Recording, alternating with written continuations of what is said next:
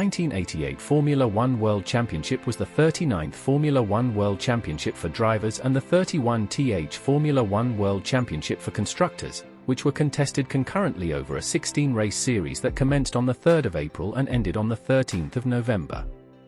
The World Championship for drivers was won for his first time by Ayrton Senna, and the World Championship for constructors by McLaren Honda. Senna and McLaren teammate Alain Prost won 15 of the 16 races between them. The only race neither driver won was the Italian Grand Prix, where Ferrari's Gerhard Berger took an emotional victory for weeks after the death of team founder Enzo Ferrari. McLaren's win tally has only been bettered or equaled in seasons with more than 16 races. Their Constructors' Championship tally of 199 points, more than 3 times that of any other constructor, was also a record until 2002. Naturally aspirated engines would become mandatory from 1989 onwards, and this year already saw severe restrictions on the turbocharged units, so teams took the gamble of making the switch early, hoping to give themselves an extra year to get used to the new regulations. Among them most notably was 1987 Constructors' champion Williams. They were powered by the new Judd CV 3.5L V8. March and Ligier made the same choice. The other obvious way was to use the Ford Cosworth DFZ V8s, but they ran a year behind in development, and Benetton had gained exclusive rights to use the superior Cosworth DFR engine. Minardi made this choice, bringing the number of Cosworth-powered teams to 10 in total. Looking for an advantage now that they couldn't rely on superior Honda turbo power, Williams added their reactive suspension system to the new Williams FW12, but 5% of the engine power was needed to run the computer-controlled system properly, and, with the weight of the system, it made the already underpowered Judd V8 sluggish compared to its rivals. Osella kept using the Alfa Romeo 890T V8 turbo, but without factory support from the Italians, rebadged it as the Osella V8. It produced around 700 HP, making it the second most powerful engine on paper, but it often proved slower than even the year-old Cosworths. McLaren and Lotus, customers of Honda, received the RA168E engine, specifically designed to cope with the limits placed on turbo output. This was hoped to give Honda teams an advantage, as all other engines had been designed in accordance to the previous rule set. Besides this, Lotus made what turned out to be the right choice, by stepping away from active suspension systems. The March team employed a new designer, who would go on to produce many successful F1 cars in his career, Adrian Newey, that designed the sleek-looking and aerodynamically effective March 881 for the team's second season back in F1.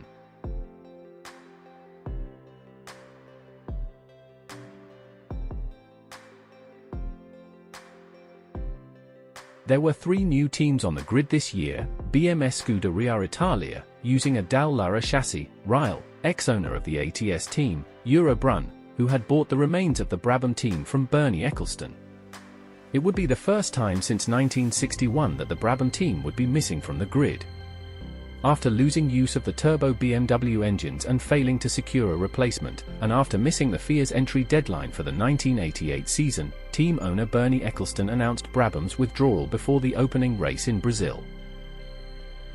In this year, Enzo Ferrari died on the 14th of August in Maranello at the age of 90. Because he was a private person, Enzo expressed the wish for his death to be reported in the media only on the 16th of August, the day after his burial, witnessed only by his family, on the 15th of August. He witnessed the launch of the Ferrari F40 shortly before his death, which was dedicated as a symbol of his achievements. In 2002, Ferrari began production of the Ferrari Enzo, named after its founder. The Italian Grand Prix was held just weeks after Ferrari's death, and the result was a 1-2 finish for Ferrari, with the Austrian Gerhard Berger leading home Italian and Milan native Michele Alboreto. It was the only race that McLaren did not win that season. Since Ferrari's death, the Scuderia Ferrari team has remained successful. The team won the Constructors' Championship every year from 1999 to 2004, and in both 2007 and 2008. Michael Schumacher won the World Drivers' Championship with Scuderia Ferrari every year from 2000 to 2004, and Kimi Räikkönen won the title with the team in 2007. About driving changes in this season, despite winning his 3rd championship with Williams, Nelson Piquet left his team. A heated battle with teammate Nigel Mansell left the pair's relationship sour. Riccardo Patrese was signed as his replacement, so Piquet moved to Team Lotus, where a seat became available after it was announced that Ayrton Senna moved to McLaren to join Alain Prost. Before the 1987 Austrian Grand Prix, it was announced that Minardi driver Alessandro Nannini would replace Teo Fabi at Benetton. Fabi took out his frustration on his teammate Thierry Boutsen during the race, blocking him for many laps and not moving over for blue flags.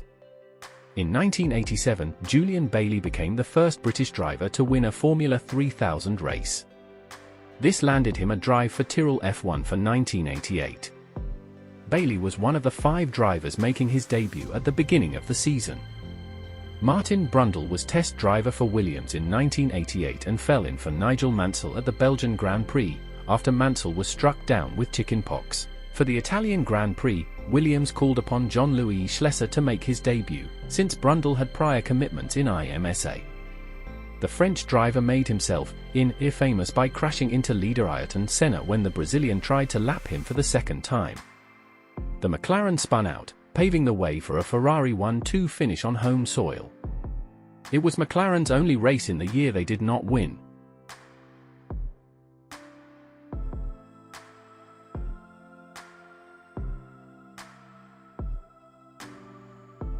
After failing to qualify in 3 consecutive races, Adrian Campos left Minardi unmotivated. The team replaced him with Pierluigi Martini, having raced for them in 1985 as well. Laris driver Yannick Dalmaz fell ill near the end of the season. To replace him, Aguri Suzuki made his debut at his home race. For the final race, Pierre-Henri Raffinel stepped in for his debut as well. In this season there were some calendar changes. The Austrian Grand Prix was dropped from the 1988 calendar due to safety concerns with the Osterreitring, the narrow pit straight resulting in the 1987 race having to be restarted twice and Stefan Johansson hitting a small reindeer during the practice session, destroying his car and breaking his ribs in the process. This led to a reorganization of the calendar, with the Belgian Grand Prix being moved from late May to late August to fill the slot traditionally occupied by the Austrian Grand Prix, and the Mexican Grand Prix being moved from mid-October to late May. The Canadian Grand Prix returned after a year away, taking place in mid-June as the second race in a 3-race North American tour, preceded by the Mexican Grand Prix and followed by the Detroit Grand Prix the following week. About technical regulations, FIA continued their strategy from 1987 to make naturally aspirated engines more attractive, ahead of the ban on turbocharged engines from 1989 on. So the turbo boost was limited at 2.5 bar, after it had already been brought down to 4.0 bar for 1987. The FIA handled this by mandating that the valves would pop off when the pressure went over the limit. This led to the turbo-powered cars producing approximately 300 brake horsepower less than the year before. The fuel limit for turbo engines was set at 155 L, down from 195 L for 1987, while teams running with a naturally aspirated engine could carry and use unlimited amounts of fuel during a race. The FIA also introduced some new safety measures. The driver's feet should be positioned behind the front axis of the car, while the survival cell and fuel tank would now have to pass a static crash test. 31 drivers entered the first race, but it was decided that only 30 cars should be allowed to participate in the qualifying sessions. So pre-qualifying, which had been used in several races during the late 1970s and early 1980s, was reintroduced. For 1988, this consisted of 5 cars taking part in an extra session on Friday morning before the first session of qualifying proper, with the slowest car to miss out on the rest of the weekend, and a permanent FIA race director would be present and active at all race meetings. But let go now to discover a new epic, exciting and dramatic new Formula One season.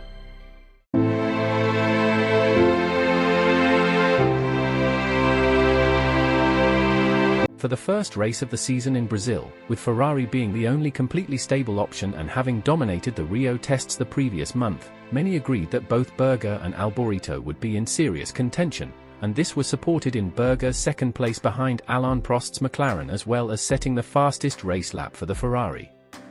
Though in a post-race interview Berger warned that Ferrari had a lot of work to do to catch up with Honda, as the Ferrari V6 seemed to lack power compared to its rivals. Remarkable also was Nigel Mansell's recovery from his accident in Japan to score a front row position for his non-turbo Judd-powered Williams on his first race back. Making Mansell's lap even more remarkable was that his Judd-engined Williams FW12 was only timed at only 265 km/h on the long back straight compared to over 290 km/h for the Honda turbos of McLaren and Lotus. Of the new teams and drivers, both Eurobruns qualified for the race, as did the Ryle of Andrea de Cesaris, while Luis Perez Sala also qualified his Minardi Ford. The Tyrrell Ford of Julian Bailey failed to qualify, as did the turbocharged Zach Speed of Bernd Schneider. The converted F3000 Dallara Ford of Alex Caffey failed to pre-qualify for its only race, with the full F1 chassis ready before the next race.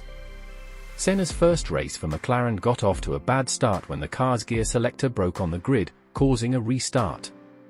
The Brazilian was eventually disqualified for switching to the spare car after the green flag had been waved following the warm-up lap. At the time he had risen up to second place after starting from the pits, making it look easy and confirming his mastery of the circuit. Prost won his 5th Brazilian Grand Prix in 7 years, easing off over the last few laps to ensure he finished with enough fuel not to be underweight to finish 10 seconds in front of Berger, with world champion Nelson Piquet finishing third in his first race for Lotus Honda. At Imola GP it was plain to see that Steve Nichols' McLaren MP4, combined with the championship-winning Honda V6 Turbo, was in a class of its own. In qualifying, both Senna and Prost were 3 seconds faster than the Lotus Honda of Piquet in third. At the end of the race, Senna and Prost had lapped the entire field, with teammate Prost only 2.3 seconds behind a fuel-conserving Senna at the finish. Indeed, both McLarens set faster race laps than anyone else had qualified. The McLarens lapping the field with 5 laps remaining was bad news for the normally aspirated Benettons of Thierry Boutsen and Alessandro Nannini, as the lapped cars had a reduced distance to complete the race. The turbos of Piquet and Berger had less need to stretch their fuel and now could afford to up their turbo boost if needed. Over the final 5 laps, Piquet pulled away from a challenging Boutsen, while Berger passed Nannini for 5th place on the last lap by cutting the grass at the Akminiali chicane, though no action was taken for cutting a corner to make a pass for position.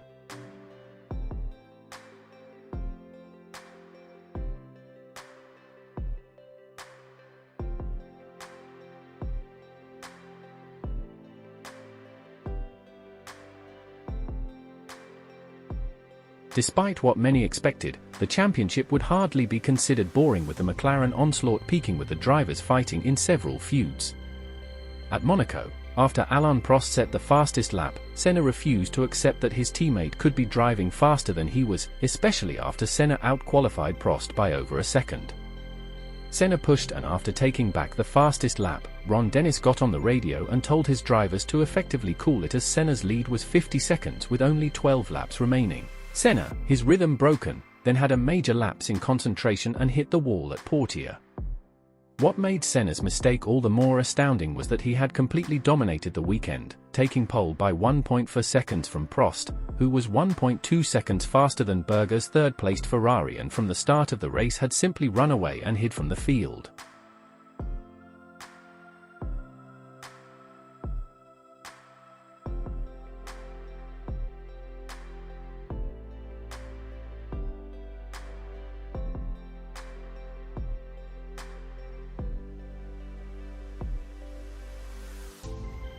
Prost, who had made the best start but was passed in quick succession by Senna and Berger when he couldn't engage second gear, spent 54 laps trying to find a way around the Ferrari as his teammate pulled away by almost a second per lap.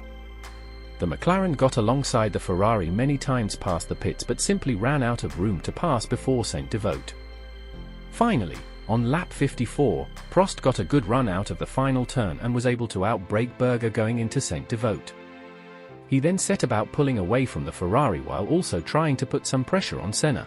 Thanks to Senna's crash, Berger picked up second place behind Prost with teammate Alboreto third.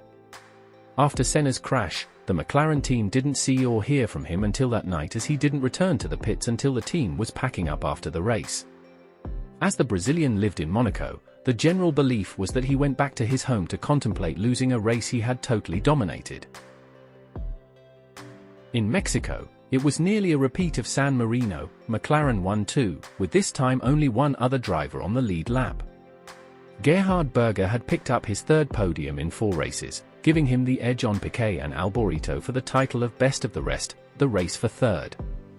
As expected, turbo cars dominated in the thin air of Mexico City, with the front 3 rows of the grid shared between the McLaren Hondas, Ferraris, Lotus Hondas.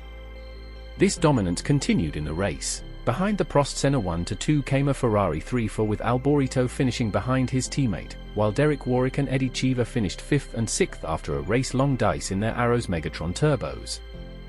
In the thin air of Mexico City's high altitude, the turbos were able to perform at their optimum, while the naturally aspirated cars actually lost approximately 20–25% of their power.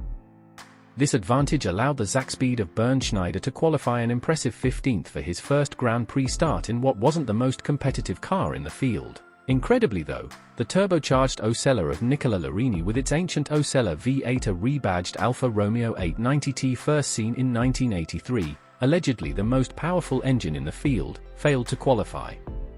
The last qualifying session was dominated by Philippe Alliot's terrifying crash after he lost control of his Lola, coming out of the Peraltada curve that leads onto the pit straight. The Peraltada, being slightly banked, was being taken at speeds in excess of 240 km/h in qualifying. After riding the outside curbing, the car suddenly pulled hard right, cut across the track and collided with the pit wall, barrel rolling down the straight and back across the track, immediately disintegrating, and in the end stopped upside down in the middle of the track. Remarkably, Alliot was not only unhurt, but the Laris team was able to rebuild the car overnight and Alliot was able to take his place on the starting grid.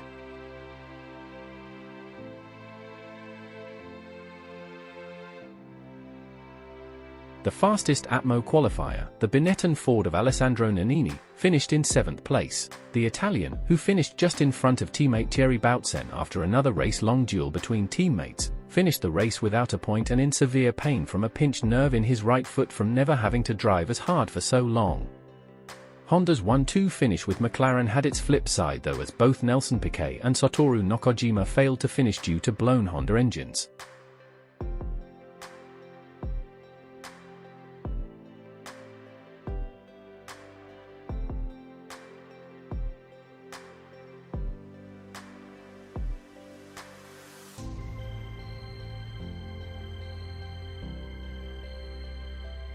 After not racing in Canada in 1987 due to a sponsorship dispute, Formula One returned to the circuit Gilles Villeneuve for the 1988 Canadian Grand Prix. The circuit had been changed since the last visit in 1986, with the pits relocated to the opposite end of the circuit, the new complex gaining general approval from those who mattered, the teams themselves. Canada again proved a repeat of the McLaren onslaught, this time Boutsen's Benetton being the only other car on the lead lap, and 50 seconds behind. Canada saw the first on-track fight for the lead between the two McLaren drivers. Prost won the start and led until lap 19 when Senna passed him under braking for the Ellepingle hairpin.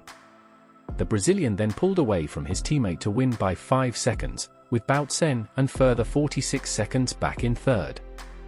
Nelson Piquet's season of disappointment continued with a 4th place finish in his Lotus Honda, again 1 lap down on the McLarens. After qualifying 6th, the reigning world champion was passed early on by ex-teammate Nigel Mansell's Williams Judd, and then spent many laps fighting off the AGS Ford of Philippe Streiff until the Frenchman suffered suspension failure on lap 41.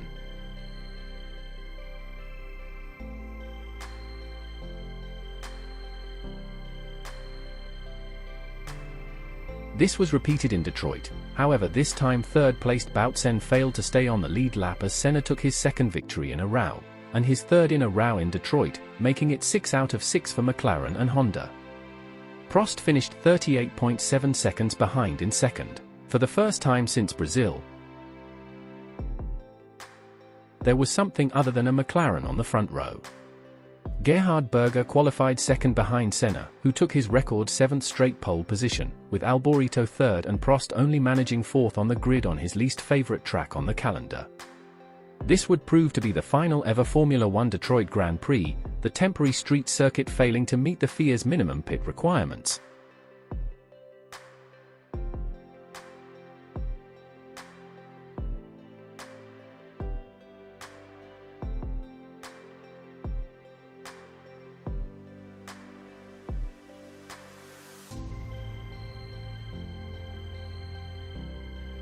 The French Grand Prix at Paul Ricard saw another 1-2 for McLaren, this time with Prost at the helm for his home Grand Prix, followed by the Ferraris, though this time Alboreto led home Berger with the Italian the only driver not lapped by the McLarens.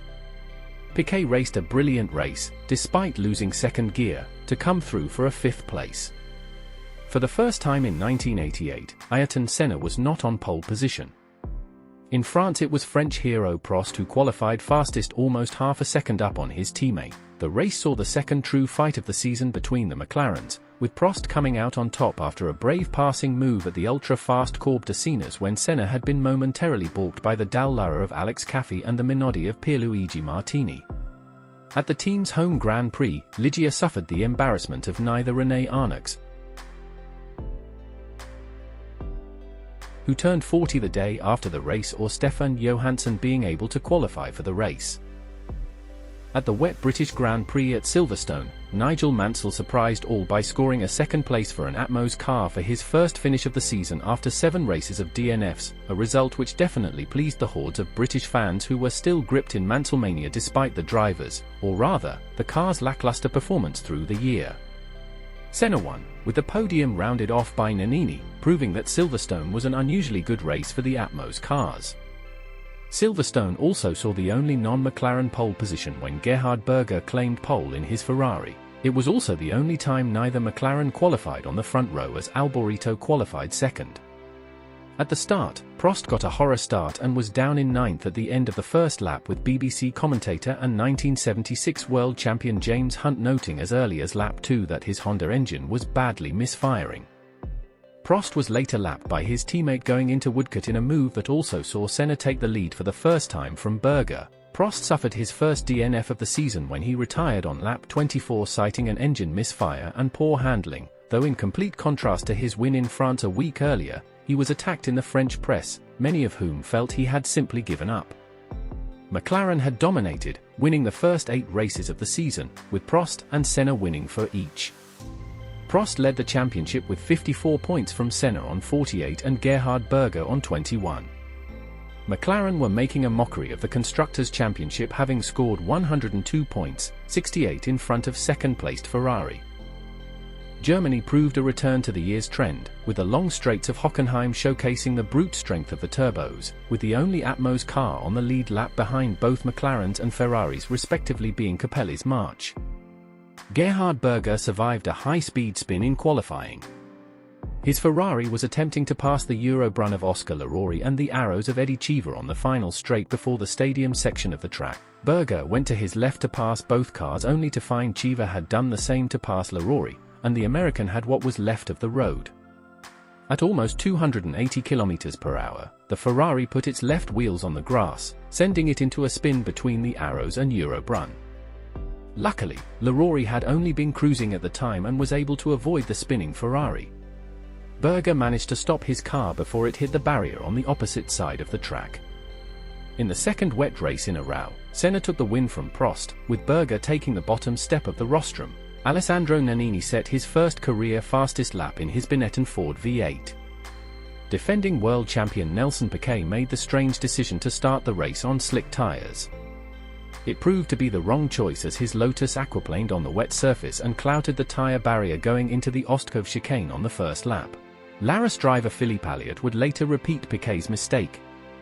He changed from wets to slicks just 8 laps later, and while being lapped by Senna, went offline and aquaplaned into the same tire barrier the Lotus had hit. Like Piquet's Lotus, Alliot's Lola was out on the spot with rear suspension damage.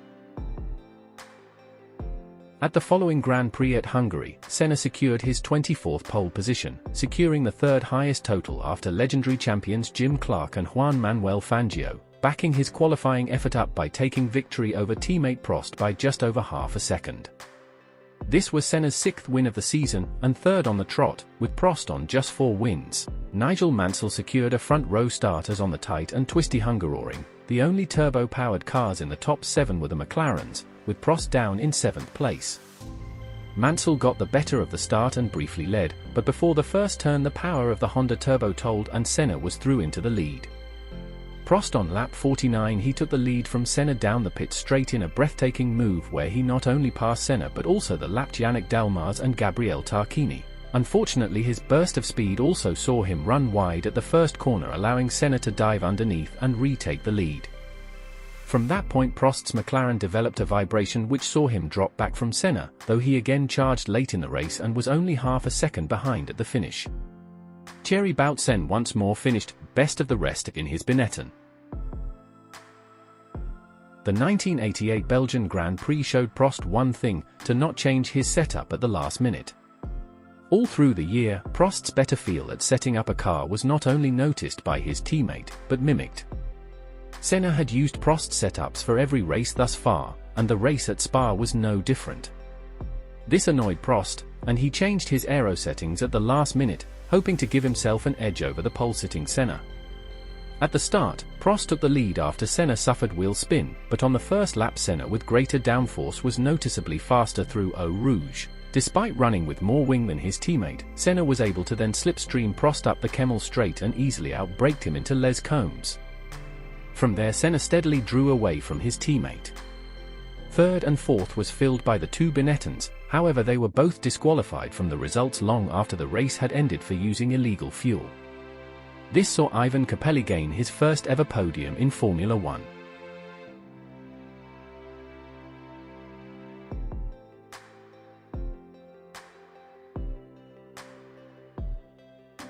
The 1-2 for McLaren meant that the points gap became big enough that Ferrari lost any chance of catching them in Constructors' Championship, securing McLaren one of the earliest recorded Constructors' Championship victories.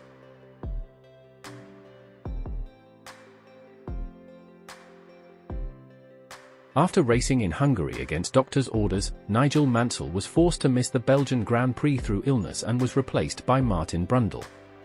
After qualifying 12th, and actually being fastest in the second, wet qualifying session, Brundle finished in 7th place, 1 lap behind his former British Formula 3 rival Senna.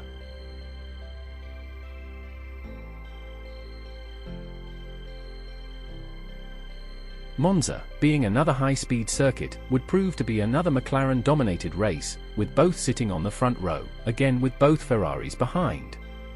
The race fell into regular routine as Senna led from the start and Prost close behind.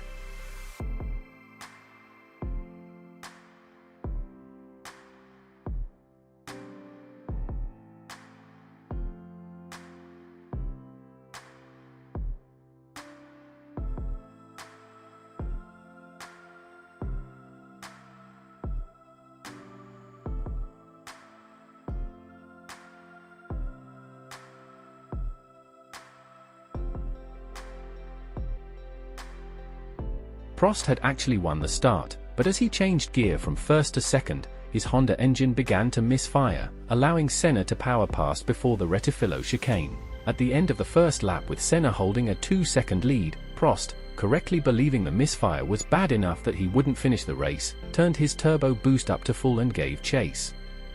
However, on lap 35 of 51, Prost's championship hopes seemed to evaporate when his Honda engine finally blew.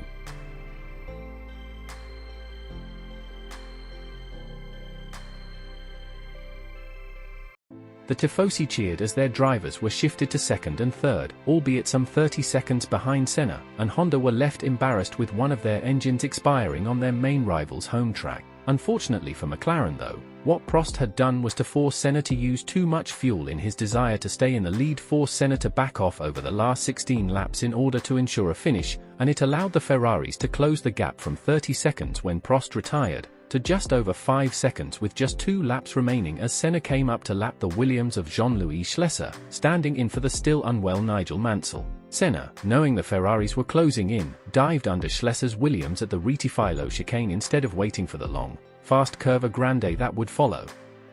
Senna took his normal line through the corner while Schlesser moved over to give him room. The Williams locked its brakes in the dust and marbles on the edge of the circuit and slid wide. Schlesser then regained control and turned the Williams to avoid the sand trap and found Senna had not allowed any room for the Frenchman to rejoin the circuit. The Williams T-boned the right rear tire of the McLaren, breaking its rear suspension and destroying any hopes of a perfect winning season for McLaren.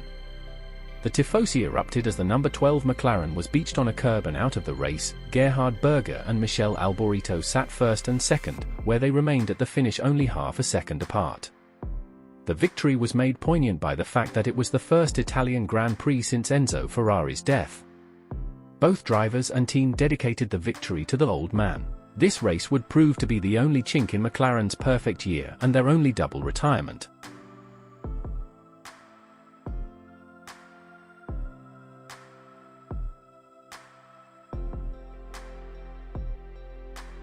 The following Grand Prix in Portugal proved to be an exciting affair for all but Ayrton Senna, who suffered race-long with handling troubles. He ended 6th while Prost retook the championship lead by obtaining his 5th victory of the year. March driver Ivan Capelli secured his 2nd career podium with a brilliant 2nd, with Senna once again finishing 3rd in his Benetton. As the field finished the first lap of the race, Prost, who had claimed his 2nd pole of the year, pulled out of Senna's slipstream to pass his teammate for the lead down the straight. In a famous vision, Senna almost pushed his teammate into the pit wall at over 280 km/h, something which didn't please the race winner. This was after Prost had tried to block Senna and pushed him close to the grass during one of the aborted starts.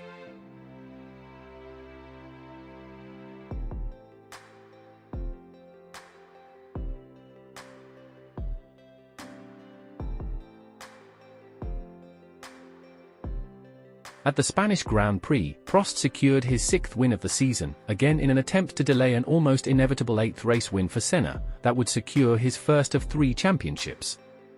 As in Portugal, Senna suffered from fuel gauge problems, as well as an overheating engine, and was lucky to secure 4th. Nigel Mansell doubled his British Grand Prix efforts and scored another 6 points. He moved into 2nd early, and while never seriously threatening Prost for the lead, it was only a slow stop for tyres on lap 47 which prevented the Englishman from pressuring the Frenchman late in the race. Alessandro Nannini continued to impress when drove a steady race to finish 3rd in his Benetton. The penultimate round in Japan was, once again, where the title was decided. This time it was the end of the weekend, and not the beginning. Prost made a superb start to the lead, whilst Senna stalled, lucky in the fact that Suzuka had a sloping grid, helping to start his car.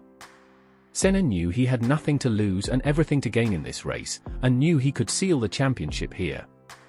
By the end of the lap he had already made up 6 positions, and by the 4th lap he was sitting in 4th position. The top 6 cars were all sitting very close, and when the rain started to fall, so did Prost.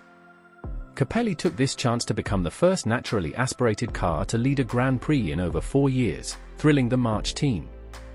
Unfortunately, this was not to last, as his electronics would eventually fail. By then, Senna was hot on the tail of Prost. Prost disliked the wet, and his failing gearbox only added to the Brazilian's chances. When the pair came round to lap some backmarkers, as Prost was caught up with De Cesaris, Senna went past to take the lead, and set 3 consecutive fastest laps and setting a new lap record. As he was now in front of the field of competitors and due to become world champion, he signaled to stop the race. However, the race ran its full distance and Honda were reveling in their 1-2 finish, whilst Prost was bitter, but readily accepted that Senna was a deserving champion.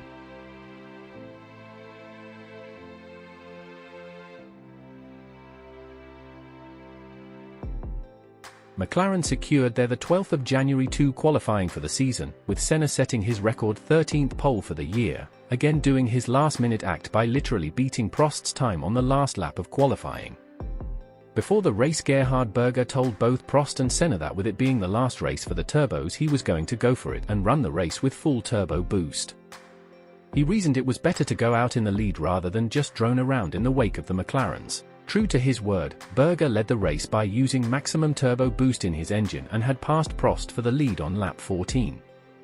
His race was only to last another 9 laps though, as he crashed with René Arnoux on lap 25.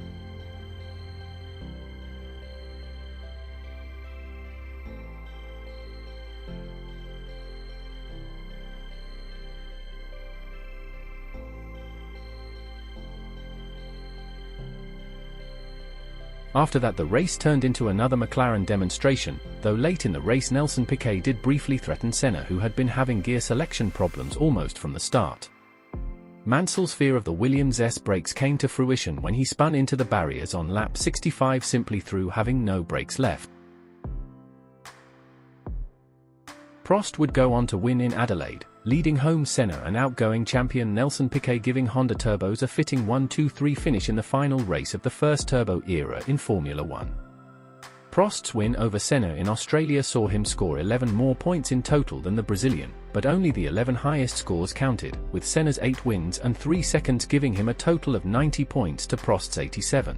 While Prost agreed that Senna deserved his championship win, he went on to be a proponent of the 1990 scoring system, where all results would count to the final results with the winner scoring 10, not 9, points.